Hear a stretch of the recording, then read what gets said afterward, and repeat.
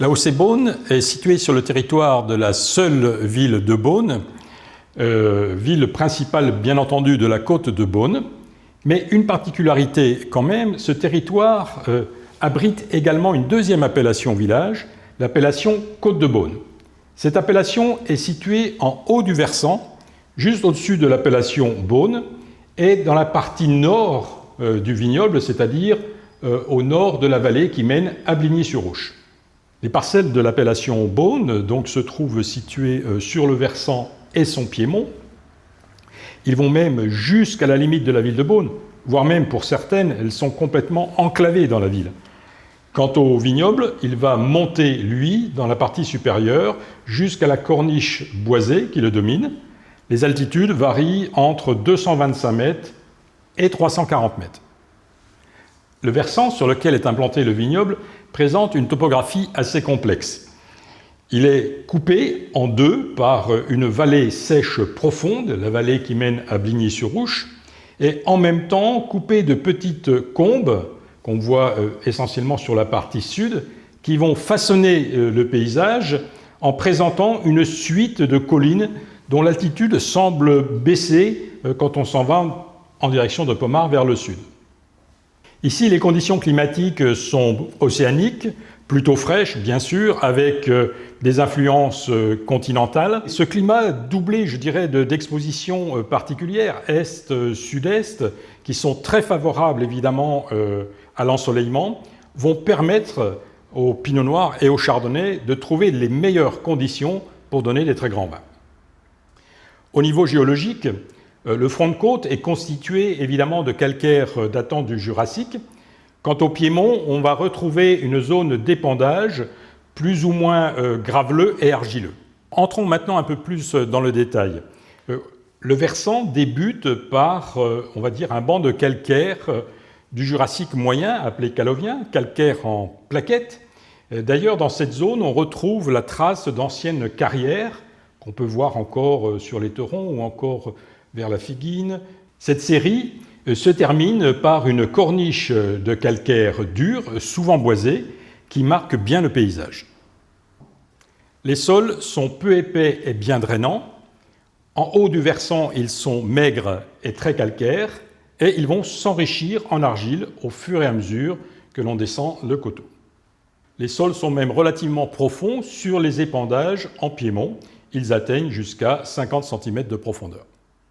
Sur les versants des combes, les sols sont très diversifiés. Ils vont dépendre évidemment de la profondeur, mais également de la nature des formations superficielles, et aussi de l'exposition. Les parcelles de l'appellation Beaune premier cru sont effectivement situées sur un substrat calcaire. Les sols sont très bien drainés, et ces parcelles jouissent d'une exposition optimale face au soleil levant. Alors, comme je vous l'ai dit précédemment, ce vignoble est divisé en deux grandes parties, la limite étant évidemment la vallée qui va à Bligny-sur-Ouche. Alors, cette première partie, ici nord, elle va des climats lémarconnais, Clos du Roi, jusqu'au climat des Cras et des Terons. Sur ce versant, je dirais que le calcaire est omniprésent. D'ailleurs, les climats au Cras ou les grèves font référence à ces cailloux, à ces pierres calcaires, et c'est dans ce secteur qu'on va trouver des vins très élégants, très fins, évidemment liés à cette nature du sous-sol. Au bas du versant, les sols sont plus profonds et plus sablonneux. C'est là d'ailleurs qu'on va trouver les climats des Sanvignes ou du Clos du Roi. Ils vont donner des vins à la fois tendres et souples, aux fruités remarquables. Ce sont de magnifiques vins à boire dans leur jeunesse. Alors la deuxième partie, celle qui est située donc au sud de cette vallée, qui part des climats Montérouge, les Reversés pour aller jusqu'à la limite de Pommard, avec les climats le Clos des Mouches ou encore celui des Épenotes, ce versant, lui, est marqué par la présence de combes qui vont donc donner à cette région, on pourrait dire, une topographie relativement complexe. Là, les expositions vont être extrêmement importantes. Effectivement, quand on regarde le vignoble de Montérouge, on est sur une exposition est, voire nord-est, la même chose ici avec les aigreaux, alors que si on va de l'autre côté de la combe, l'exposition sera, on va dire, sud-sud-ouest.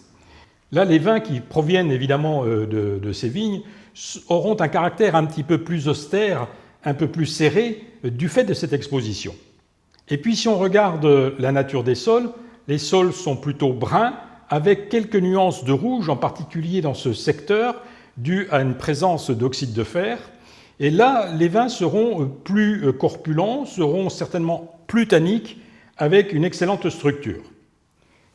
En allant évidemment sur Pommard, on s'aperçoit que le versant est plus régulier, la pente est plus douce, et on va observer de nombreux murgés, qui sont ces tas de pierres qui ont été empilés au cours des siècles, et qui dénotent la présence du calcaire, cette omniprésence du calcaire, donc qui va donner à ces vins une grande minéralité, une très belle subtilité, et des vins qui sont d'un parfait équilibre.